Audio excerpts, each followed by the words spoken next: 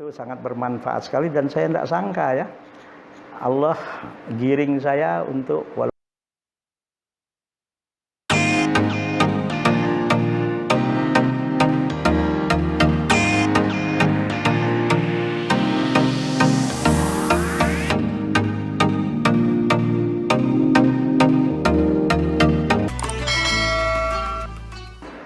Assalamualaikum warahmatullahi wabarakatuh. Apa kabar Pak Kiai? Assalamualaikum warahmatullahi wabarakatuh. Alhamdulillah. Sehat ya Kiai ya. Wis, subhanallah, berkat doa semua. Jadi dan alhamdulillah saya berdua dapat mewawancarai Pak Kiai ini. Pak Kiai boleh cerita awal masuknya ke Darul Rahman nih Pak Kiai? Subhanallah, ini kayaknya mengenang sejarah Iya, ya. gitu Pak Kiai. Subhanallah. Saya kebetulan ya. Saya tuh lahir di Jakarta tahun 1964. Walaupun ibu ayah saya sebetulnya dari Bukit Tinggi. Bukit Tinggi. Ya, ayah orang saya Awak. orang Awak. Awak luar biasa. Jadi Pak Kiai lahir di Jakarta. Jakarta. Ya, tepatnya di Rumah Sakit Budi Kemuliaan. Budi Kemuliaan. Saya SD itu, ingat saya waktu saya kelas 1 SD, kebetulan ketika umur 2 tahun itu dibawa pulang ke Sumatera Barat oleh orang tua. Sampai saya ke kelas 1 SD. 1 SD saya di Jadi daerah. lahir di Jakarta berapa bulan Pak Kiai? Umur 2 tahun. 2 tahun baru dibawa ke Sumatera Barat. Jadi ngerasain nuansa Bukit Tinggi. tingginya Pak. Sampai berapa Sampai tahun? kelas 1 SD. 1 SD. Nah, kelas 1 SD orang tua bawa lagi ke Pulau Jawa ini, tapi nggak ke Jakarta, tapi ke daerah daerah Jawa Barat, Cipanas. Cipanas. Daerah Gadok di depan istana itu kan ada jalan ke Gunung Kasur itu. Ini yang saya belum dengar, yang saya tahu Pak Kiai tinggal di Tenabang ini. Ya. Ternyata udah dari Bukit Tinggi ke Jawa Barat ya. Jawa Barat, kelas 2 SD di situ. Nah, kelas 3 SD pindah lagi ke Jakarta oleh orang tua. Nah, waktu itu saya kelas 3 SD di sekolah namanya Sekolah Dasar Negeri Petamburan Petang 1. Petamburan. Di depan Brimob. Iya. Di depan Brimob Petamburan, tapi wilayahnya Jakarta Barat itu. Iya, tapi saya tinggal di Jakarta Pusat di Tanah Abang. Iya. Di Tanah Abang dan jalan kaki itu setiap hari itu. Sampai tamat kelas 6. Nah, tamat kelas 6 tahun 76. Terus sampai milih pondok pesantren untuk melanjutkan dari SD-nya tuh gimana Pak? Nah, jadi waktu itu saya tuh dapat, istilahnya kalau dulu itu apa ya, dapat penempatan di SMP 88 di Selipi. Tapi ketika itu orang tua tahun 77 mau pindah ke daerah Kampung Basmol di Kembangan Utara sekarang. Nah, waktu itu saya menolak untuk sekolah SMP, ya akhirnya dulu kan tahun ajaran itu awalnya Januari ya. Akhirnya saya tahun 77 itu nggak sekolah. Nganggur setahun tamat SD. Dari Darul Rahman gimana cerita? Nah, orang tua itu kita sering mendengar radio Cendrawasih. Ada, dan memang saya juga waktu itu nggak mau masuk SMP, nggak mau. Ya, mendengar radio Cendrawasih, orang tua akhirnya tertarik, kemudian kita daftar di Pondok Pesantren Darul Rahman di Senopati. Ya, waktu itu daftarnya masih akhir tahun 77. Nah, awal Januari 78, nah itu masuk kelas 1 di Darul Rahman. Muridnya waktu itu belum ada kelas 3 aliyah Darul Rahman. Yang paling tinggi waktu itu hanya baru kelas 2 aliyah, kelas 5. Kelas 5 tahun 78. Nah, Pak Kiai di Rahman jadi alumni keberapa itu ya? Angkatan kelima. Angkatan kelima. Kemudian waktu saya kelas 1 Darul Rahman itu sekolahnya 1,5 tahun untuk kelas 1. Karena tahun 78 1 tahun, kemudian awal tahun 79 setengah tahun itu, waktu itu ada pergantian waktu belajar, jadi 1,5 tahun. Waktu zaman Menteri Pendidikannya Daud Yusuf. Nah, saya kelas 1 itu pertama kali saya kelas 1E di Darul Rahman. Wali kelas saya waktu itu Pak Kamaludin dari Riau. Tapi nggak lama, setengah tahun beliau pindah ke Riau, kemudian digantikan oleh guru kita Kiai Haji Qasim Susilo, saya kelas 1 itu. Nah, saya kelas 1, beliau baru masuk ya baru masuk ke Darul Rahman pertengahan tahun 78. Nah, beliau wali kelas saya. Baik Pak Kiai, sebelum ke lanjut itu, jadi Pak Kiai dengan orang tua karena sering itu cendrawasih belum disinggung sedikit tuh. Kenapa cendrawasih? Ada apa dengan cendrawasih? Cendrawasih itu waktu itu ada pengajian Kiai Syukron Makmun. Syukron Makmun, ceramah-ceramah beliau ya. Waktu itu kalau kata bahasa sekarang tuh lagi viral. Lagi viral, lagi rame ya. Lagi rame. Oh, di situ awalnya ceramahnya ya, Pak Kiai Syukron, dan alhamdulillah almarhum ayah saya, saya biasa manggilnya Buya. Haji Muhammad Ali Nurdin juga alumni dari Mesir sebetulnya. Alumni Mesir Kairo, dan juga beliau di antara waktu itu juga pidato dan ceramah-ceramah Kiai Syukron ini beliau tertarik sekali. Nah, itu awalnya. Terus lanjut pas di Darul Rahman alhamdulillah sampai lulus kelas 6. Kelas 6. Ya, kelas 1-nya saya kelas 1E, kelas 2-nya 2C. Kelas 6 jadi tahun berapa tuh Pak Kiai itu? Kelas 6 tuh tahun 84. Nah, pertengahan tahun 84, tahun ajaran ya saya tamat. Waktu itu angkatan 5. Terus waktu saya kelas 6 itu yang tamat hanya tinggal satu kelas. Padahal waktu kelas 1-nya itu dulu nggak ada A. Dulu ada B, C, D, E, F. Saya di kelas E. Alhamdulillah kelas 2-nya 2C. 3-nya 3B, 4-nya 4B, 5B. Nah, kelas 6 tinggal satu kelas. Dan kita lulus waktu itu hanya tamat sampai 39 anak. Oh, dari jumlah? Dari jumlah 39 anak itu kelas 1-nya waktu itu sampai F. Dari B, C, D, E, F. Kelas aja 30. Ya, 5 kelas hilang, 4 kelas hilang itu, 4 kelas hilang. Jadi yang terpilih lah tuh yang di ujungnya.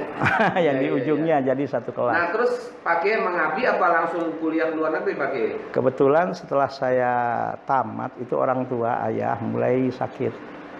Sakit, kalau menurut analisa kayaknya susah nih mau kuliah ini, karena kuliah kan perlu biaya bagaimana. Alhamdulillah sih waktu kuliah termasuk nilai ya lumayan lah. Kemudian saya dipilih di antara guru yang ngabdi. Yang ngabdi di Senopati waktu itu 1 tahun. Subhanallah, saya langsung jadi wali kelas 2C Putra waktu itu. Ya, salah satu, ya alhamdulillah di antara alumninya sekarang itu Profesor Dr. Muhammad Arskal Salim. Nah, itu kelas 2C itu saya ingat tuh, saya wali kelasnya. Wali kelasnya, alhamdulillah. Sekarang bahagianya seorang guru tuh kalau muridnya jadi bermanfaat di masyarakat Pak Kiai ya. Bukan cuma bahagia, senang, dan mungkin kalau saat ini kalau saya ketemu banyak hal yang saya harus belajar dari beliau. Belajar itu kan sampai kapanpun kita nggak akan pernah selesai. Betul. Dan belajar dari siapapun ya Pak Kiai. Betul. Jadi terus lanjut ke kelas 2C itu ingat saya wali kelas saya namanya Ustadz Tirmidzi Kamil alumni Gontor. 2C. Kelas 3B naik wali kelas saya almarhum Ustadz Nur Hazim. Nur Hazim. Ya, kelas 4 ya, wali kelas saya waktu itu beliau kembali tuh, Nur Hazim. Nah, kelas 5 Ustadz Fauzi Las ya, LC. Saya kelas 5 Fauzi Hasan. Kelas 6 wali kelas saya waktu itu adalah Kiai Haji Masyuri Baidawi MA. Subhanallah, itu waktu saya di pondok dulu. Alhamdulillah ya saya waktu di pondok tuh banyak sekali dapat pengalaman gitu. Pas apalagi waktu ngabdi. Pernah jadi wali kelas, bahkan 4 tahun saya ngabdi, selamanya saya jadi wali kelas. Pertama 2C, kemudian wali kelas 3D, kemudian 3B Putri, kemudian 3E Putri. Dan juga alhamdulillah kasih pengalaman jadi panitia santri baru. Pernah juga menjadi panitia ujian, dan juga tahun kedua tahun 85 ketika Darul Rahman membuka Darul Rahman 2 di Leuliang. Nah, waktu itu Kiai Haji Helmi Abdul Mubin yang sekarang pengasuh Pondok Pesantren Umul Qura Al-Islami di Leuliang.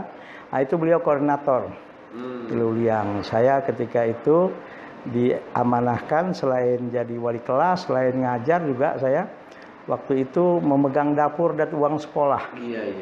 Ya, megang dapur dan sekolah. Subhanallah, itu pengalaman yang sangat berharga sekali, dan saya serius itu. Bukan jabatan, Iya, iya. pengalaman yang Pengalaman diberikan oleh pengertiannya. pondok, oleh Iya, pondok iya, iya, waktu iya. itu. Dan itu sangat bermanfaat sekali dan saya tidak sangka ya. Allah giring saya untuk, walaupun sampai saat ini belum banyak sih santrinya, baru 350-an saat ini. Alhamdulillah Allah mengamanahkan kepada saya saat ini Pondok Pesantren Nurul Ilmi di Bojonggede, Iya. Bogor. Nah, mohon maaf sebelum ke situ Pak Ki, Ya. belum cerita tentang kuliahnya nih Pak Ki. Ya, kalau kuliah kebetulan 4 tahun ngabdi ya. Saya itu tetap semangat kuliah itu, apalagi dorongan almarhum Kiai Haji Antung Ghazali. Iya. Itu kalau tiap ketemu saya disuruh berusaha untuk kuliah. Tapi kalau bisa ke luar negeri dan dapat beasiswa. Nah, 4 tahun tuh saya 3 tahun. Tahun kedua itu saya tiap tahun buat namanya murosalah. Kemana-mana, ke Madinah, ya murosalah. Ke Madinah, ke Universitas Islam Madinah, ke Ummul Qura, ke Riyadh, bahkan mana aja saya tempuh, termasuk ke Libya. Baru alhamdulillah tahun keempat saya ngabdi, itu baru ada jawaban. Ya, saya dapat beasiswa ke salah seorang santri Darul Rahman yang ketika itu dapat beasiswa ke Madinah tahun 1988. Ketika itu anak Darul Rahman 2 orang berangkat ke sana. Satu saya, yang kedua Ustadz Amir Mahmud. Ya, sekarang ya dosen di YRC, di angkatan 8 itu. Amir Mahmud yang kembar Pak? Yang kembar, yang satu lagi Amir Makmun, itu kembarannya masuk ke Mesir di Kairo, kelas S2-nya Pakistan. Jadi itulah nasib ya, kita nggak tahu. Tapi memang saya yakin kulun muyassarun lima khuliqa lahu. Alhamdulillah tahun 92 saya menyelesaikan S1 saya di Universitas Islam Madinah di Fakultas Syariah. Ya, di Fakultas Syariah. Dan ketika ke Madinah waktu itu hanya 7 orang 1 tahun itu diterima itu. Salah satunya ya sekarang jadi anggota dewan itu Kiai Haji Bukhari Yusuf MA. Bukhari Yusuf dari PKS itu bareng-bareng sama saya itu waktu ke Madinah itu. Sekarang di komisi berapa itu saya. Kemudian Kiai Haji Hasan Basri Salim LCMA, dosen di UIN sekarang. Selain Ustadz Amir Mahmud juga ada beberapa teman, Muhammad Niam Sutaman dari pesantren Matoliul Falah di Pati. Ya, beliau pernah jadi diplomat di Kazakhstan kalau saya tidak salah. Jadi kita 7 orang waktu itu. Ya, jadi selesai di Madinah. Kita kan enaknya di Madinah ini kuliah nggak bayar ya. Kalau kata teman-teman istilahnya zaman keemasan tuh kuliah di Madinah itu. Kalau sekarang malah enak, beasiswanya 850 real. Oh, dulu berapa? Dulu kita cuma 520 real. Kalau kurs Indonesia berapa? Kalau sekarang itu ya kali aja hampir 4.000 lah. 4.000 ya. Iya, subhanallah. Tapi kita waktu itu bayar makan 105 real sebulan. Jadi bersihnya kita itu 415 real. Alhamdulillah kalau tur-tur itu ya mau umroh mau apa itu kampus tiap hari Rabu sore itu mengumumkan itu. Tapi sebelum itu 2-3 hari itu diumumkan siapa yang mau ikut tur, mau umroh ke Madain Soleh, pergi ke Badar, pergi ke mana gitu. Subhanallah. Dan kalau di Madinah itu semua free. Asrama gratis, ya, kitab kurikulum gratis. Bahkan kalau di semester itu kalau dapat nilai mumtaz 90 ke atas dapat namanya badal imtiaz 1.000 real. Bahkan tiap tahun juga kita punya namanya badal malabis. Ya, pakaian tuh diganti itu 1.500 real itu setahun itu. Bahkan kalau kita tamat, ketika kita mau pulang ke negara kita masing-masing, itu ijazah itu dikasihkan senilai harga tiket, juga dikasih uang namanya badal takhorut. Seharga berapa tiket kita ke Indonesia. Waktu itu saya dapat badal takhorut itu 4.000, sekitar 4.500 real. Subhanallah. Nah, alhamdulillah saya setelah itu ke Malaysia, ya. Ke Malaysia. Ya, saya ngambil postgraduate program in Diploma of Education dalam Teaching Arabic and Islamic Education di IAIN. Nah, di situ saya ketemu seorang guru ya, yang saya sudah anggap sebagai orang tua saya sendiri. Dan tiap hari Minggu tuh saya diminta ketemu beliau, orang Indonesia, tapi istrinya orang Malaysia, Profesor Dr. Hasan Langgulung. Iya. Itu ahli pendidikan. Saya waktu ngambil diploma itu sering diajak ngobrol sama beliau, ngobrol tentang ya alhamdulillah saya termasuk kalau saya ngelihat saya tuh dia senang gitu, panggil saya tuh. Nah, dari beliau lah saya banyak dapat informasi, dapat ilmu, dapat pengalaman. Nah, niat saya dulu kenapa saya masuk postgraduate program dalam diploma education, karena di IAUM itu niat saya tadinya mau masuk fakultas pendidikan, Faculty of Education, tapi S1 saya syariah. Iya.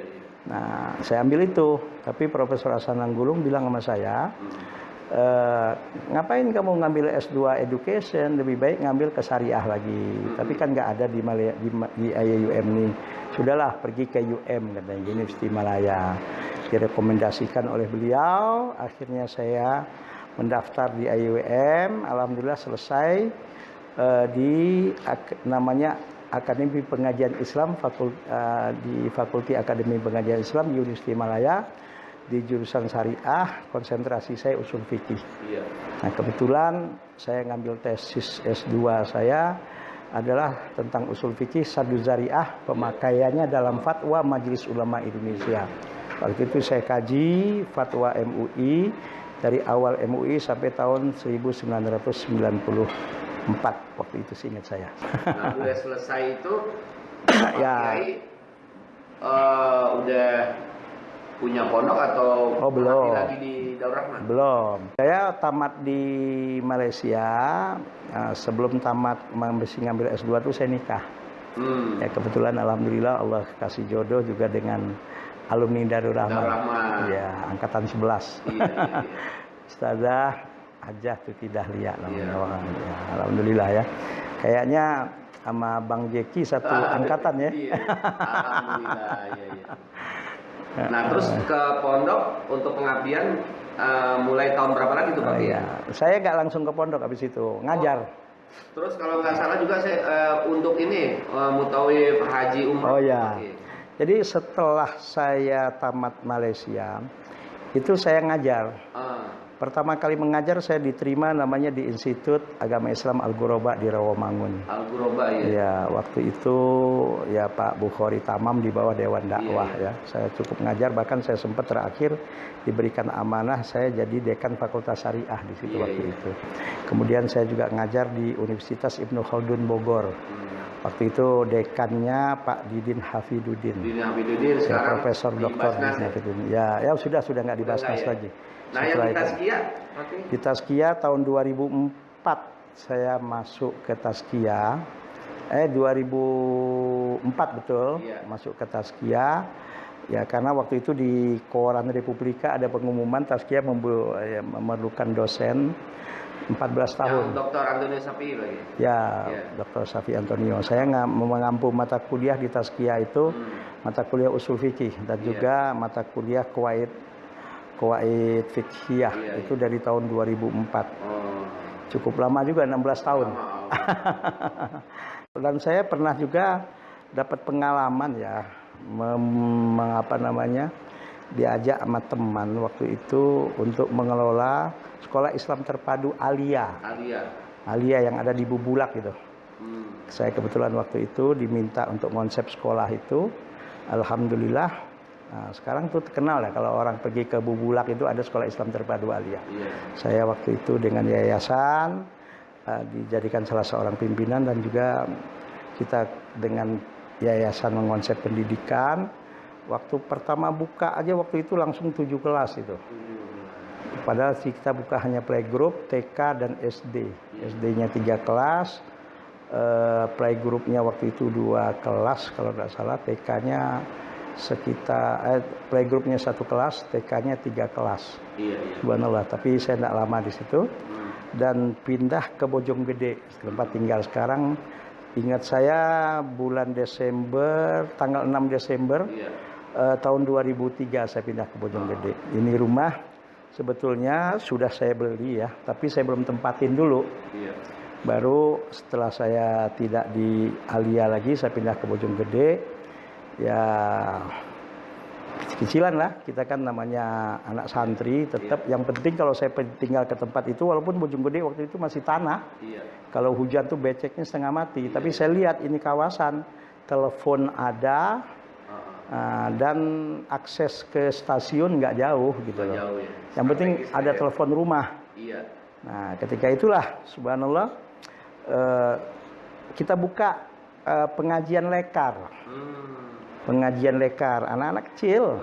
Anak-anak kecil, tapi yang banyak ngajar istri saya. Ya saya tetap ngajar di Jakarta, ngisi pengajian di kantor-kantor, khutbah Jumat. Alhamdulillah khutbah Jumat tuh dari tahun 99 sampai sekarang 2020 itu tiap Jumat nggak ada yang apa tuh full gitu. Tapi saya selalu memegang amanah Kiai Sukron. Jangan sampai kita mengecewakan, karena amanah beliau kalau kita diberikan kepercayaan oleh umat itu satu penghormatan. Maka saya nggak berani itu nerima jadwal itu satu hari itu dua tempat. Ntar mana yang paling ini nggak berani saya. Saya hanya tetap megang amanah. Ya, yang mana yang pertama lah itulah yang saya terima. Subhanallah. Walaupun yang kedua mungkin kalau secara ininya mungkin lebih besar secara dunianya. Tapi bagi saya itu bukan tujuan. Kalau soal kita dapat rezeki melalui itu sudah Allah yang tentukan. Ya seperti itu, Ustaz. Nah, di rumah ngaji. Nah, terus sampai ada pemikiran untuk bikin pesantren. Perluasan pesantren. Nah, jadi saya tahun 2000 waktu itu khutbah Jumat di hotel di Kuningan ya, salah satu hotel di Kuningan waktu itu. Ada travel zaman presiden. Ya, Gus Dur Pak Megawati gitu. Saya ingat ada pameran travel haji. Saya khotib Jumat. Di situ. Nah, setelah saya khotib Jumat ada salah seorang owner atau apalah direktur travel mendengar khutbah saya.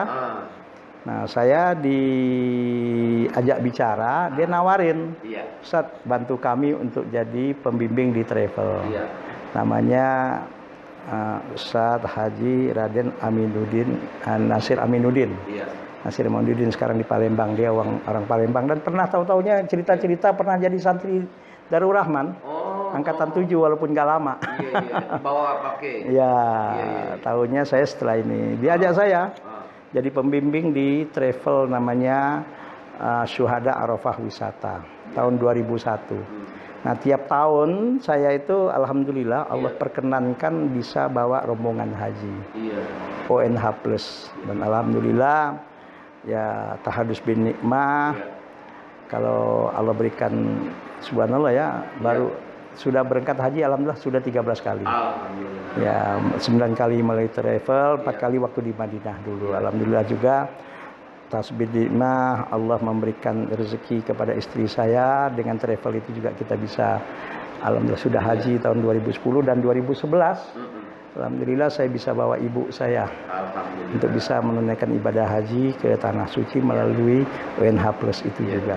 Nah, uang dari setelah haji itu selalu saya kumpulkan.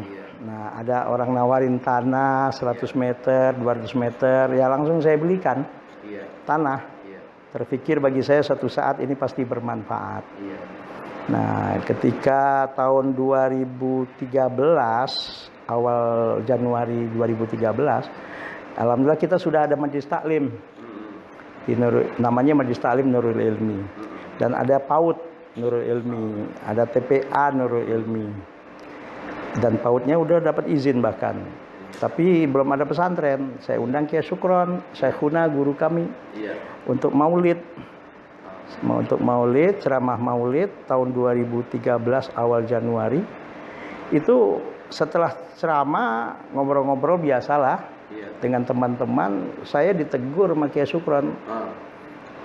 Kamu ini katanya ngajar ke sana sini, kuliah ke sana sini, nggak berani bikin pesantren. Teman-teman kamu itu nggak selesai Satu kadang-kadang berani bikin pesantren, kamu cuma ngajar ke sana sini kan ya. Di depan temen, di depan orang saya digitukan. Motivasi nih. Ya, itu yang membuat saya justru ya kalau anak sekarang kan kadang-kadang kalau dimarahin guru baper. Kalau saya enggak. Challenge malah ya. Nah, ini justru tantangan bagi saya. Kalau kata orang Melayu itu cabaran. Cabar. Dan saya justru waktu itu bangga. Berarti kiai saya walaupun saya sudah tamat 1984 saya tamat Darul Rahman. Tahun 2013 masih memperhatikan saya dan masih mau saya diperhatikan seperti itu. Saya ucapan terima kasih, saya cium tangan beliau, saya mohon restu kepada beliau. Iya bagi, insya Allah seminggu depan brosur jadi. Alhamdulillah. Jadi itu ini apa? Ya, luar biasa motivasinya ya. Sampai saat ini kesyukuran itu tahun kemarin pun itu saya selalu nanya, saya dipanggil itu. Sampai kemarin tahun ajaran baru udah berapa santrinya? Santri barunya berapa? Ya karena kita kan tanahnya terbatas jadi saya nggak berani jor-joran lah. Alhamdulillah sekarang santri sudah 300 lebih lah. Ya dan mudah mengeluarkan alumni 2 angkatan. Dua angkatan. Jadi angkatan kedua ya? Ya angkatan udah keluar. Jadi bagi saya itu justru subhanallah perhatian Pak Kiai kepada saya. Betul. Dan sampai saat ini saya selalu kalau ada kesempatan minta nasihat dari beliau, minta doa dari beliau. Dan juga alhamdulillah ibu saya alhamdulillah sampai sekarang masih ada ya. Alhamdulillah. Saya selalu bagaimana orang tua itu ya ridho.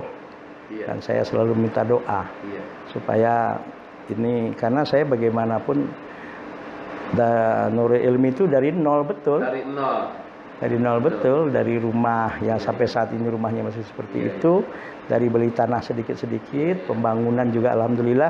Saya ngajar taklim ya di Jakarta, di masjid-masjid, saya cuma memberi informasi aja kepada jemaah.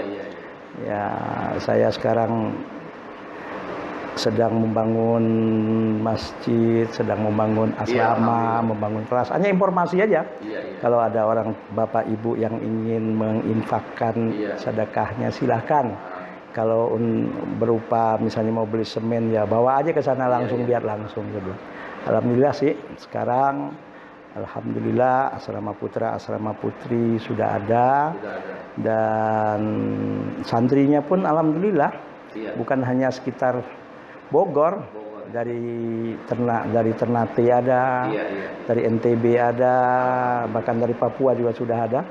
Tahun ini juga dari Medan ada, dari Bengkulu, dari Lampung macam-macam. Subhanallah. Nah, tadi Pak Kiai bilang cabarannya itu dari Pak Kiai, kenapa belum punya pondok? Nah, sebagai tadus binimanya Pak Kiai juga hari ini masih ngajar juga di Darul Rahman Pak Kiai ya. Jadi sebagai wujud syukur. Ini udah tahun keempat. Ini udah tahun keempat. Ya, saya balik lagi ke Darul Rahman. Jadi walaupun sedikit hari, walaupun cuma satu hari, tetap ngajar ya di Darul Rahman. Satu ngajar di Darul Rahman ini, alhamdulillah Pak Kiai masih ada. Ya, mudah-mudahan beliau sehat walafiat, panjang umur. Amin. Ya, juga saya tetap sampai saat ini masih harus banyak belajar. Ada hal-hal yang saya rasakan manfaat pengalaman di Darul Rahman ini yang saya bisa aplikasikan untuk Nurul Ilmi ya saya aplikasikan bahkan bukan cuma untuk Darul Rahman bukan dari Darul Rahman alhamdulillah tahun yang kemarin itu kita bikin namanya Formada Nah, forum kerjasama pondok pesantren alumni Darul Rahman yang dipimpin oleh Kiai Haji Mustafa Mughni MA pesantren Darul Mughni sekjennya Kiai Haji Dr. Kiai Haji Muhammad Ilyas Marwal LCMA pimpinan pesantren namanya Nurani. Di situ ada Kiai Haji Burhan Marzuki pimpinan Kotrun Nada, ada di situ Kiai Haji Wildan pimpinan Al Kamil Tangerang dan juga Kiai Musfik Dan alhamdulillah saya salah seorang pendiri Formada ini. Ya, dan dengan Formada ini subhanallah kita alumni-alumni yang Allah berikan amanah ada pesantren kita bisa bersilaturahim, bisa saling berbagi pengalaman, bisa berbagi ilmu dan alhamdulillah kita terbuka. Jadi ada hal-hal yang memang saya rasakan. Iya. Dengan ada Formada ini banyak hal yang tadinya tidak terpecahkan bisa terpecahkan. Jadi solusi ya. Jadi solusi Formada itu. Solusi, ya. Bahkan ketika kemarin pandemi ini mau membuka pondok, saya juga termasuk bingung. Kita semua nggak ada punya pengalaman. Iya. Dengan senang hati saya silaturahim ke pesantren Al Multazam Kiai Haji Jamhuri, alumni Darul Rahman angkatan 11. Iya. Saya silaturahim ke Pondok Pesantren Darul Rahman 2 di Luliang yang sekarang di sananya yang sebagai pemimpinnya Kiai Haji Zainal Ridho. Iya. Saya pergi ke pesantren Atawazun pimpinan Kiai Musfik Amrullah, ya, alumni Darul Rahman angkatan 3. Pergi juga ke Darul Mugni. Kemudian konsep-konsep dan pengalamannya kita satukan. Dan alhamdulillah dari pengalaman ini saya baru berani memutuskan anak Nurul Ilmi juga harus kembali ke pondok. Sebab dari tanggal 16 Maret waktu itu mereka sudah kita pulangkan. Iya, 4 bulan lebih. 4 bulan lebih ya. Ya sedih juga. Iya. Kadang-kadang istri saya itu melihat asrama kosong, kadang-kadang jangan saya sendiri juga kadang-kadang menangis ya. Ya Allah, mudah-mudahan sampai sekarang juga pandemi belum selesai, cepat berlalu. Dengan doa-doa kita, mudah-mudahan kita dijaga semua oleh Allah Subhanahu wa taala. Nah, dari kita udah bincang banyak Pak Kiai, mulai dari Pak Kiai masuk pesantren, kemudian keluar jadi alumni mengabdi kuliah, kemudian pengabdiannya di luar sebelum masuk lagi dan buka pondok. Nah, ini yang terpenting nih, kalau kayak ini jagoannya nih. Apa tuh? Ini. Apa quote-nya, kata-kata penyemangatnya, atau kalau bahasa Melayunya kata-kata pemangkin yang mau membuat greget dalam belajar, beraktivitas. Jadi punya wacana banyak, rencana banyak, ide-ide cemerlang banyak di atas kertas. Tapi yang kayak Pak Kiai itu dikasih motivasi oleh Pak Kiai, kapan punya pondok? Nah itu kan kayak nonjok gitu, padahal tapi nonjoknya semangat gitu. Kalau saya Gimana, dikasih nasihat seperti itu, justru saya terima kasih. Nah, berarti saya masih diperhatikan. Alhamdulillah saya masih menjadi pusat perhatian Syekhuna.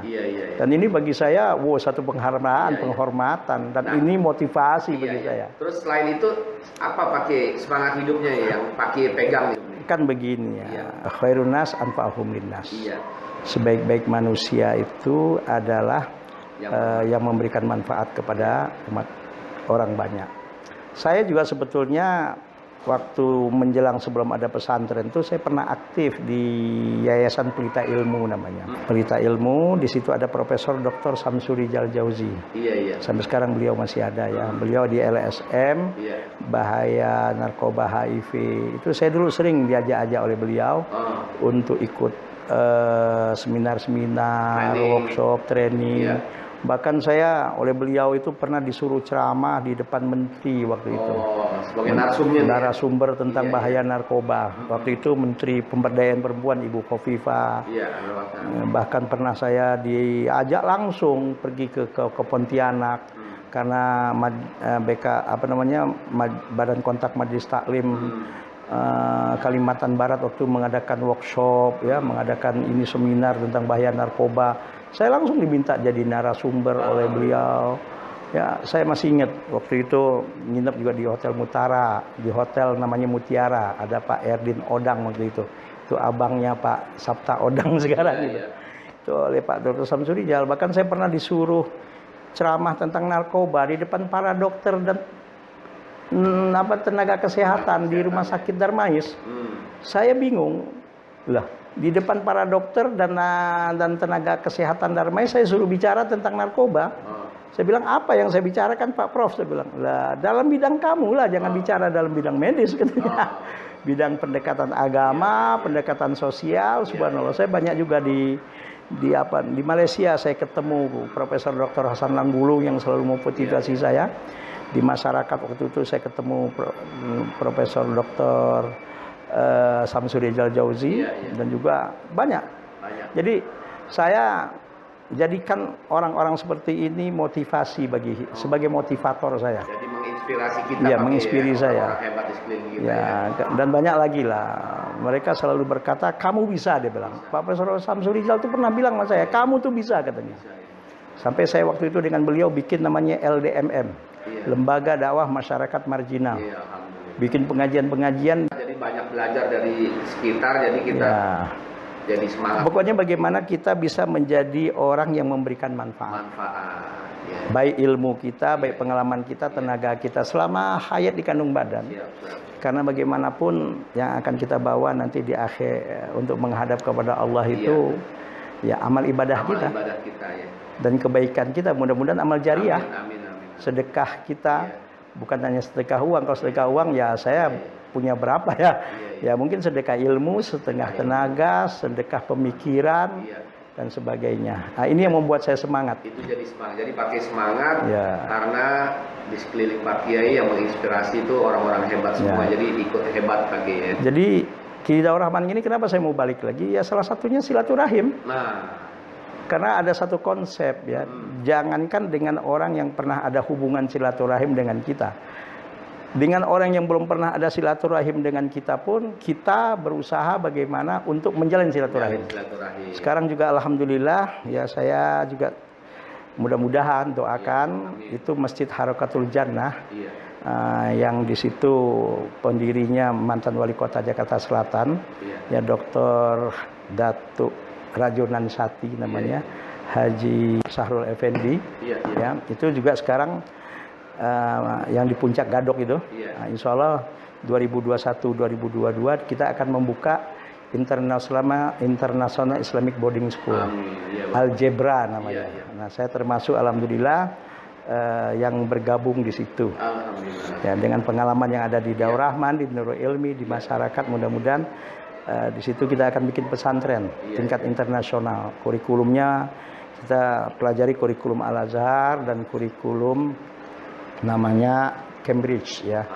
Cambridge. Itu minta doanya. Amin, amin, amin. Yang tempatnya di Gadok gitu. Iya, iya. Saya sekarang dengan salah seorang Dr. Indrianto Faisal juga dan beberapa teman Dr. Agus Mulyana apa semua juga sedang mengkonsep nih sekolah ini yang letaknya di Gadok itu tanahnya lumayan juga sih 2,5 hektar itu.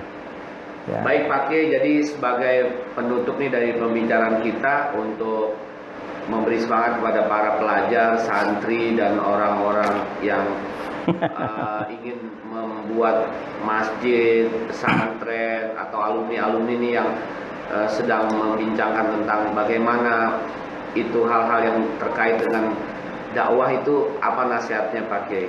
Kan gini ya, dakwah itu adalah kalau kita sebagai santri itu adalah ya sebagai panggilan jiwa kita. Iya.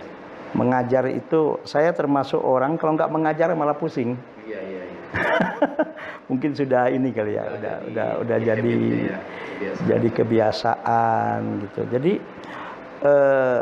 tapi tetap supaya untuk semangat dakwah ngajar itu kalau kita dapat rezeki di situ itu jangan jadikan sebagai tujuan utama. Tujuannya. Nah, kalau itu jadi tujuan utama terus terang saja kita akan berhenti itu. Nggak puas, pasti nggak puas. Tapi kalau udah jadi hobi, panggilan jiwa, bertahan terus pakai ya. Jadi kalau soal ada rezeki di situ Allah berikan, itu hanya konsekuensi aja. Iya, iya. Konsekuensi aja. Yang penting kita berbuat. Karena mengajar itu kan membentuk generasi ya. Iya. Ilmu kita itu insya Allah termasuk mandala ala khairin falahu mithlu ajri fa'ilihi. Ya mungkin sholat kita kurang bagus, mungkin puasa kita masih belum bagus, mungkin dari zakat kita juga masih banyak yang belum bagus.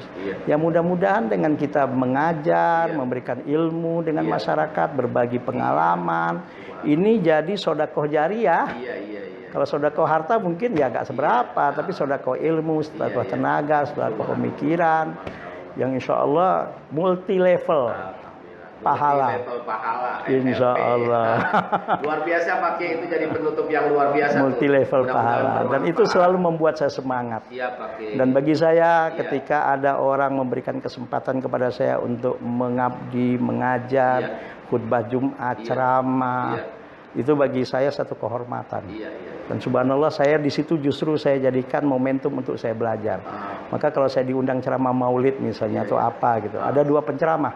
Saya selalu datang kalau bisa sebelum acara mulai sudah ada di tempat. Supaya dapat ilmu Ya, dari supaya yang kalau saya penceramah terakhir, supaya saya masih dapat ilmu dari orang yang ceramah sebelum saya. Iya, iya, iya. Kalau saya ceramah yang pertama, saya tunggu tuh acara tuh sampai habis supaya bisa dapat ilmu dari penceramah setelah saya. Luar biasa Pak Kiai. Jadi saya lihat dari awal tuh motivasi untuk menuntut ilmunya nggak berhenti ya. Lah ilmu itu kan berkembang. Nah, itu kadang-kadang yang dia udah jadi pemimpin pondok terus berhenti di situ. Oh, enggak. Nah, ini yang luar biasa dari ilmu dari Allah ini kan kita tahu laukan al-bahru midada li kalimati rabbi lanafidal baru qabla an tanfada kalimatu rabbi walau ji'na bimithlihi madada. Ilmu Allah itu subhanallah, lautan jadi tinta.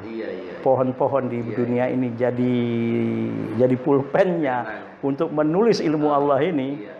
Itu nggak akan cukup. Walaupun itu air laut sudah habis jadi tinta, didatangkan lagi air laut yang banyak itu pun masih belum cukup. Makin kita masuk ke dalam ilmu Allah ini, makin akan kelihatan kebodohan. Ternyata masih banyak hal yang belum kita tahu. Baik. Luar biasa Pak Kiai.